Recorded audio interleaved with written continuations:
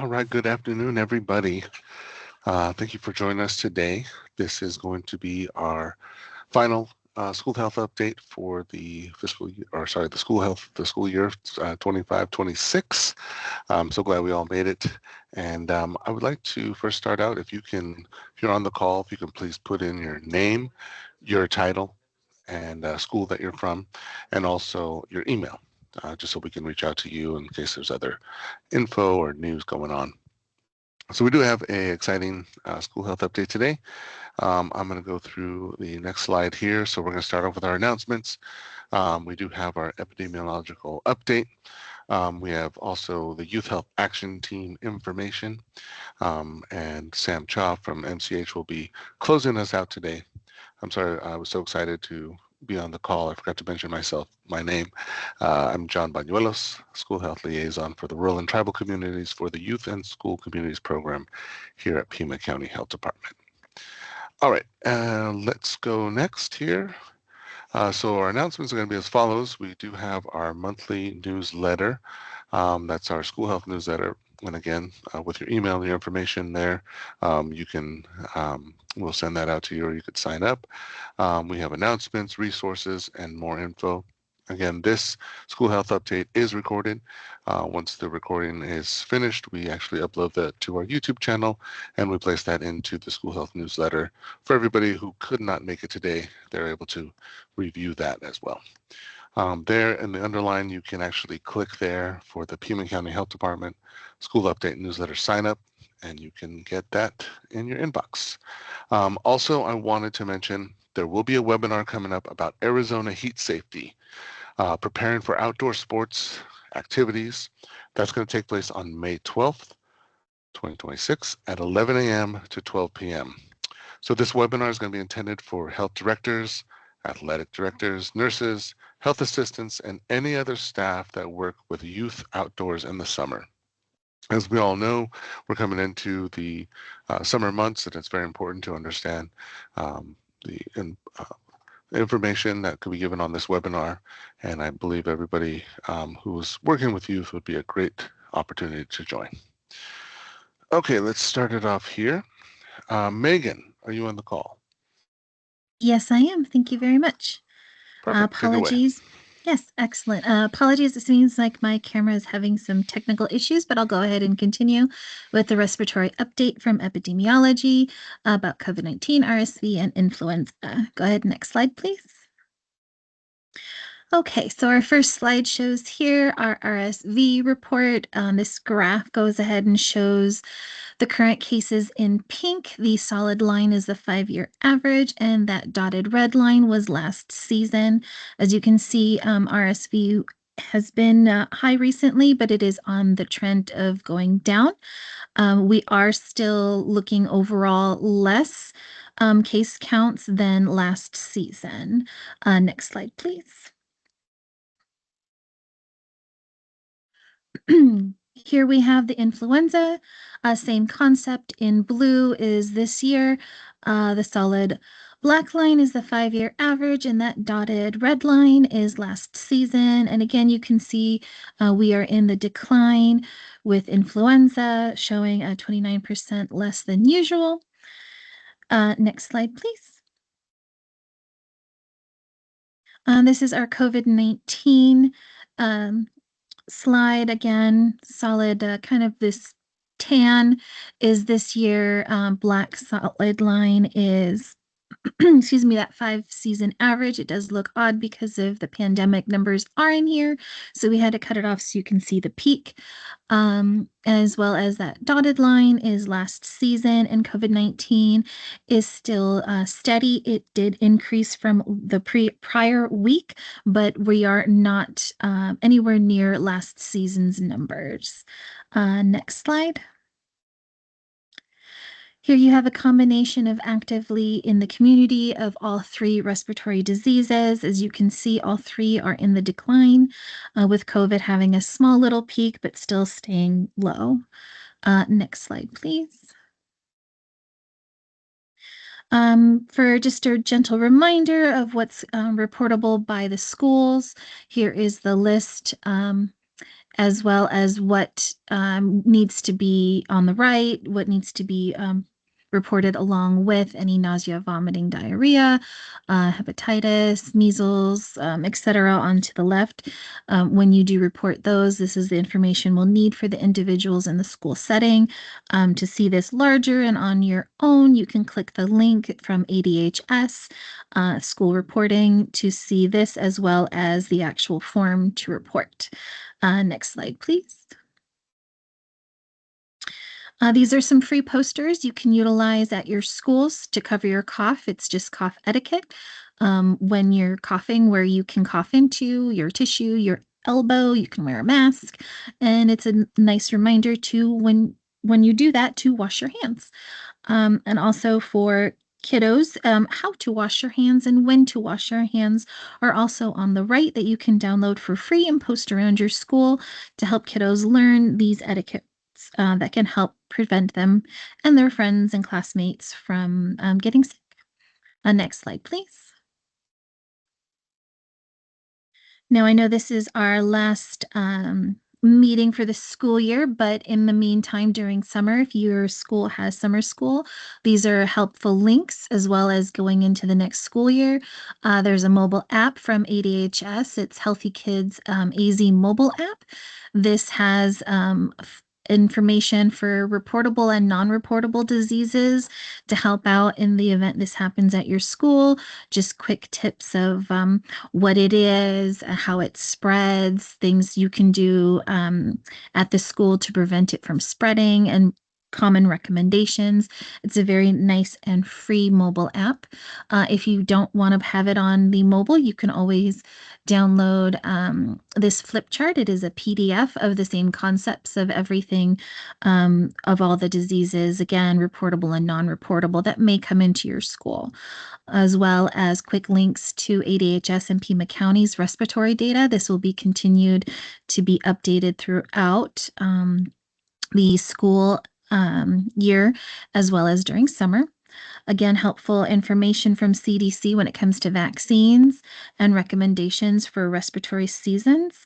And then there's the reporting portals for Pima County. There's the GI outbreak reporting portal, excuse me, tongue twister there, as well as the COVID-19 and other outbreak reporting portal. Again, feel free to contact Pima County Health Department's epidemiology team at 520-724-7797 or send us an email at epi@pima.gov. Thank you, John. Thank you so much, Megan. That was wonderful, and we really appreciate the data that you guys provide us every month. And don't forget to contact them if you have any questions for EPI. All right, so we're going to go into our next program presenting. I'm actually going to take the reins on this one. This is going to be the Youth Health Action Team. If you haven't heard about us, you're going to hear about it right now. Right now, we are accepting applications for youth to join the team. And I'll go to this next slide here.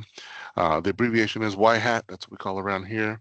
So this is a youth-led coalition group focused on building a diverse and inclusive community in Pima County, supported by the Pima County Public Library, the Pima County Health Department, and the Pima Behavioral Health Coalition. It empowers youth to take an active role in promoting mental health, behavioral health, and substance use prevention. So the members collaborate on projects such as podcasts, posters, and other youth-focused resources designed to support their peers and raise awareness. So members also get a chance to get involved with the community by attending conferences, events, and even host workshops among these events. Now, the White Hats work. So you can click on the images here. Rising with Resilience podcast. I think this is a very interesting part of YHAT. They do have a podcast, which is very popular nowadays. Raise awareness for youth mental health and substance use, encouraging open conversation among teens, and foster a supportive, understanding community through shared experiences so individuals feel less alone. Right? And also, as you go through this, you can click on that images. Anybody here is on the call. Again, substance use prevention toolkit. Build on the first cohort's toolkit by creating a substance use prevention resource and promoting Narcan awareness through education and community training. And then there's digital media and community posters. These raise awareness of substance use and social isolation while strengthening community connections and increasing visibility and recruitment for YHAT. Now, White Hat does need your help, everybody out there. I'm pretty sure you guys know some youth that might be interested in this. We're seeking youth ages 14 all the way up to 24 years who are passionate about mental health, substance use prevention, and peer support to join the team. So the application has already been open. It's been open for 6 days now, from May 1st to August 28th. And the term for YHAT is going to be a year-long commitment there. So September 2026, school year long, to April 2027. So if you know anybody who are known to youth in that age range of 14 to 24, please share this link here. You can share the flyer with any youth in your network. Here is actually the flyer, if you see on that page right there. It gives you information about the ages, all that I read along, as well as to apply. You can click those QR codes for that youth to apply. All right. And this is really great. I think photos from some of the past conferences that we've had. We actually just finished our Youth Mental Health Summit, and some of these pictures are from that summit. If you have any more questions about YHAT, the Youth Health Action Team, please email Kavina@kavina.com, Conti@Pima.gov. She'll be the best point of contact for YHAT. And again, please send this out to your network, everybody. This is a great opportunity for youth to be a part of something really great. Very also good if you're younger, like maybe 14, 16, in that age. It's a great resume builder. And I do have seen so much great work that YHAT has done and that continue will do. All right, so our next presenter, do we have Sam? Sam, you on the call? Hey everyone, can you guys hear me okay? Yes, we can. Okay, perfect. Thank you, John. So my name is Sam Chaw. I am the health educator for our MCH program, Maternal Child Health. We have several initiatives under that particular program. The one I'm going to talk about today is our Responsible Teen Drivers program. So we call our program Responsible Teen Drivers as opposed to some other agencies that might call it Safe Teen Drivers or Teen Driver Safety, because we want to empower youth and teens that they are responsible for their driving habits and their driving behaviors, instead of just saying safety, where we tell them don't do this, don't do that. We encourage them to take responsibility on that and hopefully become a responsible adult driver as well. So next slide, please. So just an acknowledgement, we do get our grant funding from Title V of the MCH grant through ADHS. Next slide. So let's talk a little bit about some backgrounds with some of the data, nationwide data here. Hopefully they're going to get CDC and NHTSA will get some more updated data in the next year or so. But last time they had a nationwide study on this, about 43% of high school students did not always wear a seatbelt in the last 30 days. So the big thing about that is the high school students and teenagers especially have the lowest rate of high seatbelt usage of all the age groups. So that's why we always emphasize to teen drivers that even though your parent's not sitting right beside you when you're driving, if you're driving by yourself, you still need to wear a seatbelt. It's a safety issue. You will be much less likely to be seriously injured in a crash if you have your seatbelt on. Next thing that we always talk about as well is we've also talked about, excuse me, how many teens actually do get injured every year here in our country. So about 2,800 teens were killed in car crashes, and about 227,000 were injured. So that's a pretty high statistic. If any of you have teenagers and you're paying for their auto insurance, they have very high rates on auto insurance because they tend to have the most crashes and injuries on there. Next slide. So we also have talk about texting and driving. So we recommend that teens always stay off their phones while driving, whether it's texting, talking on your phones.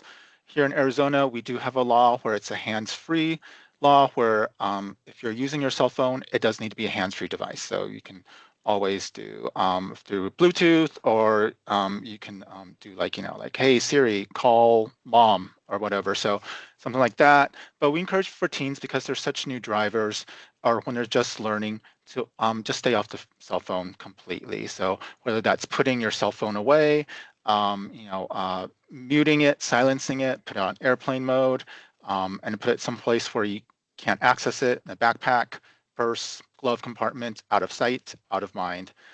And then also drinking and driving, or driving under the influence of drugs and alcohol, is also a big thing we talk about, especially now that we're in May. We're right in the middle of prom season and graduation season. We remind teens that we do want you to be have fun, but do it in a safe and responsible manner as well. Next slide. And so this is an interesting study where this was done by Liberty Mutual, an auto insurance company. And they talked with teens about their driving habits. But the interesting thing is they also asked teens about what they've observed of their parents' driving habits as well. So as you can see on the right side there, 94% of teens admitted to speeding. But if you look on the left side of the screen there, 88% of teens also say that they've seen their parents speeding as well. Things like, to compare, 78% of teens have sent a text message while driving.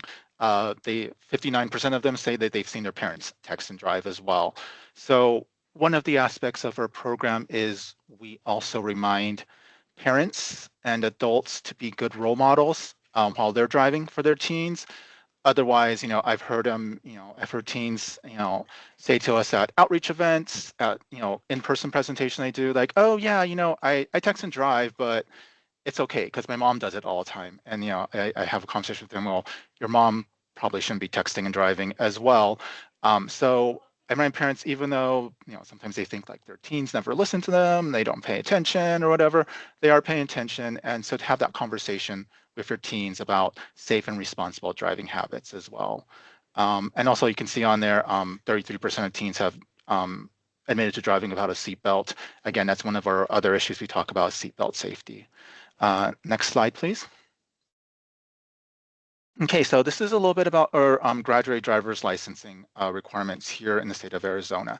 So here in Arizona, the minimum age to get your learner's permit is 15 years and 6 months. And then after you've had that permit for 6 months, you're eligible to apply and test for your driver's license. But you're going to get a graduate driver's license first. What that means is the first 6 months you have your driver's license as a teen, you're under the graduated driver license restrictions. There's two big restrictions on there. One is that you can't be driving between the hours of midnight to 5 a.m. There are some exceptions during an emergency, if you're driving to or from work or school event, and then also if you have a parent or legal guardian sitting in a car, sitting in a seat next to you in the car, that's acceptable on that. That's inception. Second one is also that you cannot have a teenager under 18, no more than one teenager in your car at the same time as well. The issue with that one is the more teens that you have in your car, the more distractions you have in your car, especially with peer pressure. Teenagers are going to be like, hey, drive faster, or, you're going too slow, or something like that. That unfortunately causes distractions or peer pressure, or even like, hey, I've got this cool TikTok video. Look at, this video on my phone, and the teen driver's trying to drive, so they should be focused on that. Again, some exceptions include if they're driving with siblings, or if they have a parent or legal guardian sitting in the passenger seat right next to them. They are allowed to have more than one, then that liability becomes on the parent as well. So you can see the learner stage, the intermediate stage, and the full privilege stage, which would start after at least 6 months, usually 18 years old before they get to that full privilege stage on there. Next slide. So we've got a little some acronyms here. So VMC, that stands for visual, manual, and cognitive. These are the three types of distractions that are most common for not just teen drivers, but all drivers. So visual distractions are anything that takes your eyes off the road, like say if you're reading your text or trying to send out texts, looking at your cell phone. Manual distractions are anything that takes your hands off the wheel. So again, cell phones are a good example.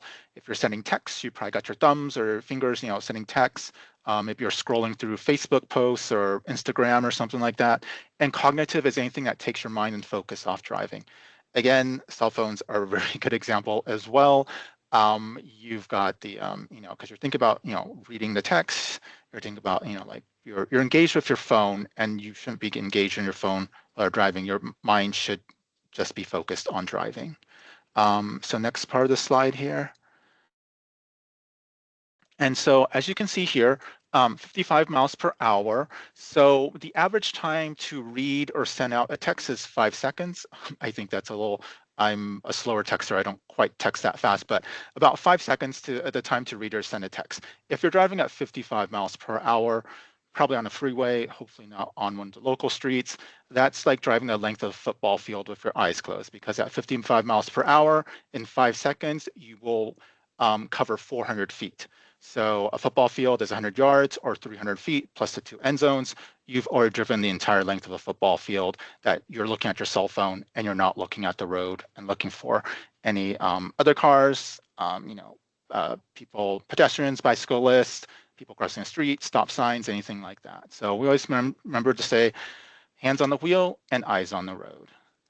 Next slide, please. And then so again, the 3 types of visual distractions, in addition to your phone, people applying makeup, people grooming, brushing their hair, combing their hair. I've seen guys with like those electric shavers trying to shave while they're driving. That is a visual distraction. Again, put your phone on do not disturb mode. That will make sure that you don't hear the ding of the text coming in, or don't get like your ringtones and your calls. And then when you get to your destination, you can safely go ahead and turn off that mode, and you'll get all your calls and voicemails and texts that come in that you missed. Manual, also another big thing is eating and also drinking. When you're reaching for a drink, you get that, you're reaching for it. Also people who have water bottles, they have to like kind of screw off the cap and everything. So that's also something you want to consider. And then cognitive, we also say keep your emotions in check. If you're not in a good place emotionally, maybe you're in an elevated mood, you're going through a very kind of a rough time, maybe wait until you've calmed down and you feel like you can focus on driving before getting behind the wheel, or maybe it's time to get a ride from someone else. Next slide, please. And so we do have our Pima County Health Department Facebook page. We do on occasions, we do run our Responsible Teen Driver Safety campaigns. Usually twice a year. One of the next slides we'll talk about it.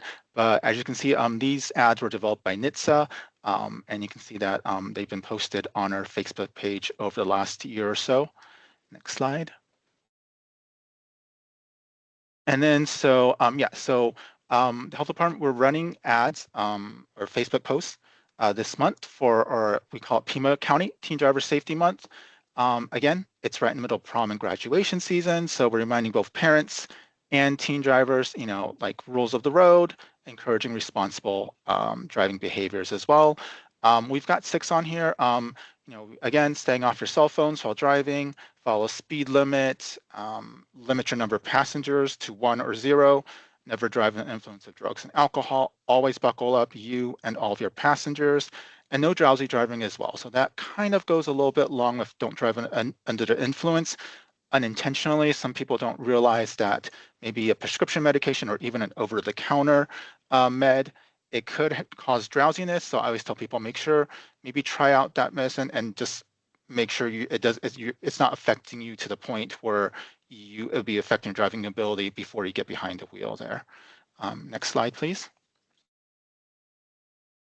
So as you can see, these ones developed by NHTSA, this campaign, these are aimed more at adults, just so to inform them of some statistics and the risk factors for their teen passengers. Again, one big thing is making sure you're buckled up. Half of the passengers killed in cars driven by teen drivers were unbuckled. And also speeding is a big thing among young drivers as well. 1/3 of teen drivers involved in fatal crashes were speeding. I know here in Tucson, there's been some recent headlines with some drivers, younger drivers. A couple of them were 16-year-old drivers that were involved in some racing incidents that led to some very severe consequences for the people that were hit in the other car. Next slide, please. So this one is developed more towards the teens. It makes the things we talked about just short to the point. Take it slow, everyone buckles up, stay off the phone, no alcohol or drugs, and fewer passengers is better. And again, they just made it, this one is aimed more at teens, kind of short, sweet to the point. And the next slide. And then so this slide has, they break it down into the ones that they really emphasize with these ones. I call these kind of more like the 5 to drive on here. Next slide. So one of the things that, we always work with either local high schools, family resource centers, school districts that we want to, work with the students so they can develop some sort of intervention or some sort of programming at their school to spread the word about safe and responsible teen driving practices. I worked with Marana High School. This was, I want to say, before the pandemic. They decided to make a bunch of little safety grams that they gave out on Valentine's Day in the cafeteria during school. So this is a creative way that they say speaks to them with the memes and things like that, to creative ways that they promote safe and responsible driving practices. Next slide, please. We do have our Pima County Teen Driver Safety Month going on right now. And then usually in October every year, we always have the National Teen Driver Safety Week. That is actually October 18th to 24th. That should say 2026 on there. Those are the dates for this year, where we run also Facebook posts as well. If your school or your school district is interested, or whichever organization you work for is interested in putting it on their Facebook page, I'll have my contact information at the end here. Please email us. We can share that information with you, so that if you want to post those on Facebook and social media, that would be great in helping spread our word. Next slide, please. And so this is just a really short video. It's called Whoa. It's just kind of encouraging parents to make sure you have those conversations with your teen drivers, whether before they start driving or if they already started driving, just the reminders of the things that they need to talk about with them. So John, if you don't mind pushing play on there.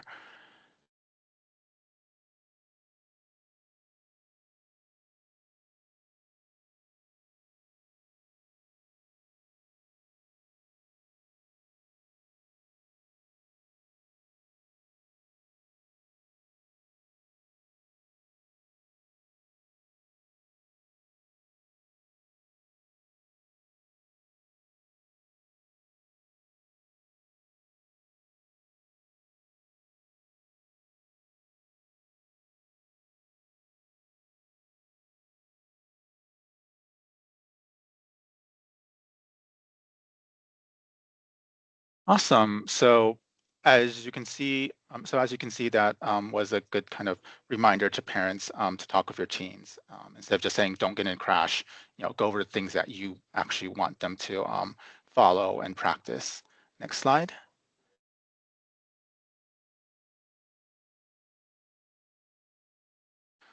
Yeah, so this is my contact info. Again, my name is Sam Chaw. I am the health educator for our maternal child health and a responsible teen drivers program. MCH is our program. We have some other initiatives that we cover as well. You can always email us on me or the MCH program. It'll go to all the people in our program. And again, if your school is interested in having us do a presentation about responsible teen drivers, working with maybe a group of teens in your high school to, work on creative ways to promote responsible teen driving at their schools, or a family resource center, or any place basically where teens or parents of teens tend to gather or attend, that would be great. So thank you very much for your time today. Thank you, Sam, for that wonderful presentation. If anybody has any questions, we're at that time right now, so you can actually ask any questions here in the chat for any of the presenters, either we got Megan or Sam, or even myself. You can put that in the chat. Also, if you did not put your name, title, and email, please do that. We have time for that to go on. I also wanted to leave here. This is another way to contact us at any time. You could visit us at the www.pima.gov/healthy schools. Give us a call, 520-724-7018, or email directly to us at schoolsupport@pima.gov. All right. Doesn't look like there's any questions in there. So what I'm going to do, I'm going to conclude. And I want to thank everybody for joining us today. It's been a wonderful school year 2025, 2026, putting this health update in the books for this year. We will be back on the school health update, possibly coming up in September. I know August is going to be a busy month, but let's not think about that right now. Let's think about May finishing up on a great note. And again, look out for that webinar that I did say there. I was going to be on May 12th earlier there. So if I'm going to stay here online, but if everybody doesn't have any questions, I wish you guys a wonderful end of the school year and have a great summer. Thanks again for joining.